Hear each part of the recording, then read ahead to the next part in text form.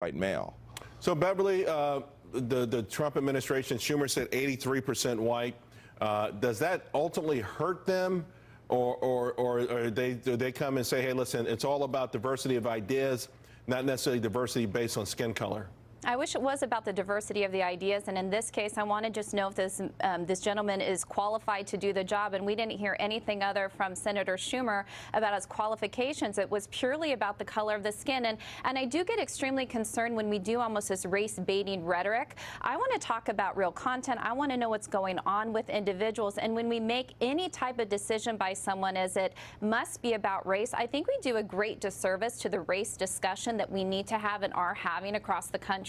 So I would like to see a little bit more restraint, a lot more restraint by our leaders as a country we're trying to heal and move forward with so many race divisions. Well, I can tell you on Tuesday when Jay Powell went to visit the House of Representatives, there was not a lot of restraint on the part of Representative Al Green. Let's listen to his comments, and Richard, I'll get your thoughts on it. Democrats and Republicans have to do more about black unemployment. And unfortunately, when a black person challenges the system such as I do, it becomes playing the race card. So let me say today that I'm playing the race card because we have for too long allowed this condition to exist. With all due respect, Richard, I feel like that's the only card in his deck. You know, one of them trick decks, they pick a card and the guy guesses because all the cards say the same thing. But what do you make of it? Is it all about race all the time still?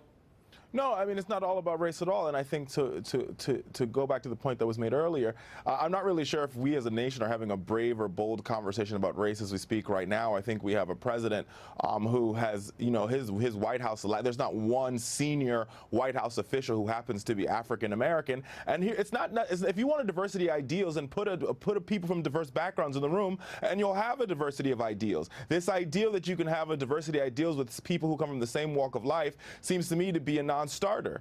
Richard, is it possible for President Trump to get a fair hearing among those critics? Because, you know, he was labeled a racist before the inauguration.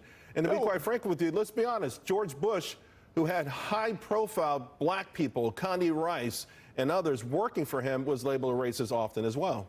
Well, I think there's a distinction between George W. Bush and Donald Trump. The reason why Donald Trump was labeled with the word racist, and I'm not calling him a racist, I'm just saying he was labeled with the word racist, is because of how he treated the Central Park Five, with 5 innocent black men who he used his bully pulpit to penalize them for a crime they didn't commit. Then there was housing discrimination in Trump Tower, and we can go on and on and on. And then you have Charlottesville, where he thought there were many sides, when most Americans, majority of Americans, believe there was just one side. There were those who were with the KKK and the neo-Nazis who are un-American and traitors to this country, and there were another side of peaceful protesters. So the president over and over again, because of his rhetoric, gets him caught in this trap, which is hard for him to get out of it. But Beverly, what I'm wondering though is it possible for him to invite and have an honest conversation? Because it feels like, you know, whether it's sports teams who refuse to go to the White House or whatever, that no one, if he sticks out an olive branch, I don't know that anyone will grab it from the other side.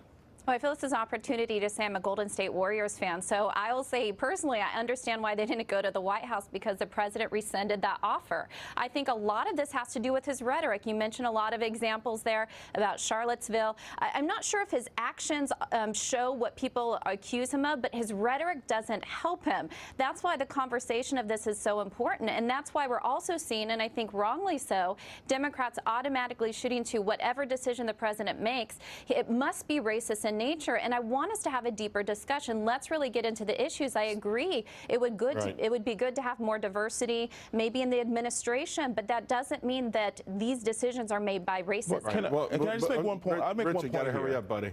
Yeah, I mean, but I think this goes broader than just the Democratic Party. When congresswomen like Mia Love speak out, she's a staunch Republican who says, Mr. President, you have a race problem because of your rhetoric. This is more than just a Democratic issue. I think there are a lot of Republicans who are African American who say this president has a problem when it comes to speaking on the issues of race, which is bogged down his agenda. The problem, though, is that it's always stoked even when the president's not speaking, because when someone like a Chuck Schumer speaks, again, it's you know, there's a lot of stoking of this fire going on all sides. But I think Mia Love's words are just as powerful as Chuck Schumer's, and I think she was right to call the president out for his racial rhetoric. Thank you both very much. Have a great weekend. I'll see you both soon.